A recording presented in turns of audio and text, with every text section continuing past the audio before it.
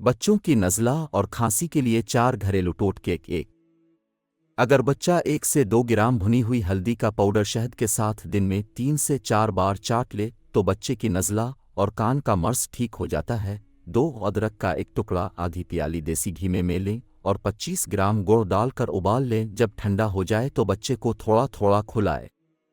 ये खांसी के लिए बेहतरीन देसी टोटका है। 3 सरसों का तेल गर्म कर इसमें 1 चाय का चम्मच नमक शामिल कर लें। इसे बच्चे की खर और सीने पर लगाएं। 4 अदरक और तुलसी दोनों को पीस लें। इसमें शहद शामिल कर लें और अपने बच्चे को खिलाएं।